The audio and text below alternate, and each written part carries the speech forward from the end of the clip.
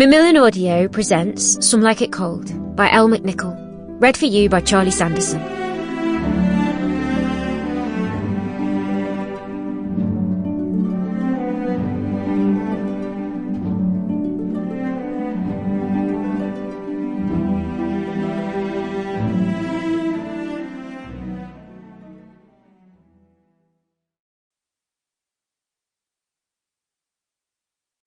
Author's note.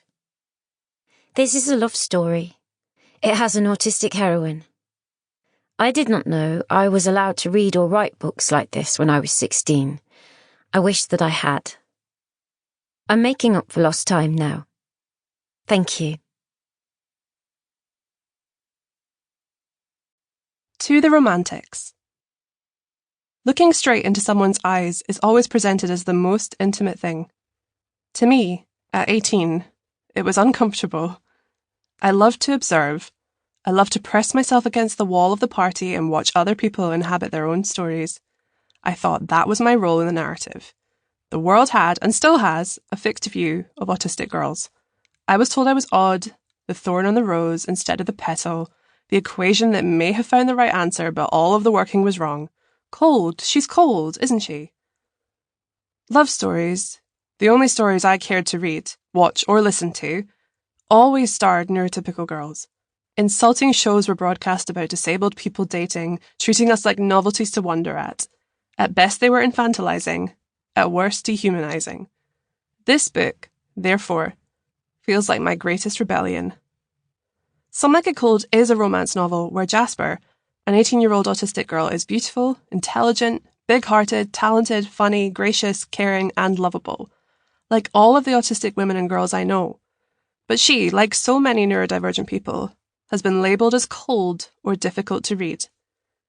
I wrote this book for those girls, the incredible girls who are othered by the uncurious and unromantic, who feel the atoms of love more acutely than anyone, who look into the heart and not into the eyes.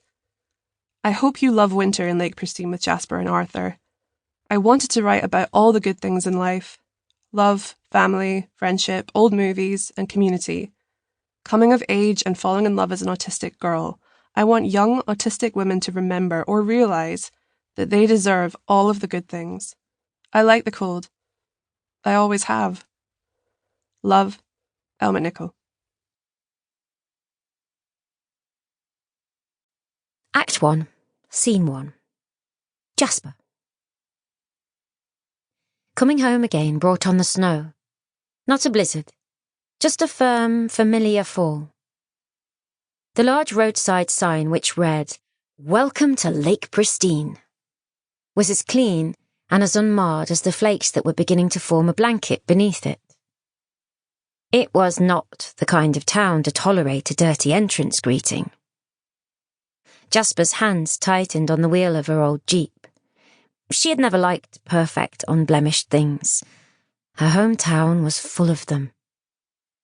Lake Pristine was aptly named, perfect for hopeless romantics and people who were incapable of minding their own business. Affluent and picturesque, the town sat by the large, glassy lake with which it shared its name. It comprised of Main Street, the gazebo, the ballet studio, the maze, a sweet little tourist trap, the bookshop, the vintage boutique trimmings, the town hall, the square, the market, where one could find doorstops carved into woodland creatures as easily as a pint of milk, the haberdashery, one bar, and the Lancaster family's iconic cinema.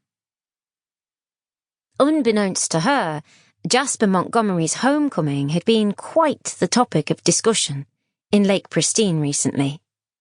The news had travelled from Esther by the lemons in the market to Doreen as she swept the church steps, and there had even been a mention in the local newsletter.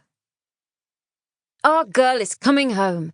Jasper Montgomery will be returning for a long winter holiday following her first 18 months at university in the big city, studying psychology. Her family tell us she will move on to law school after graduation. While we are all immensely proud of her for chasing academic acclaim, we wait for the day when she will return home Sample complete. Ready to continue?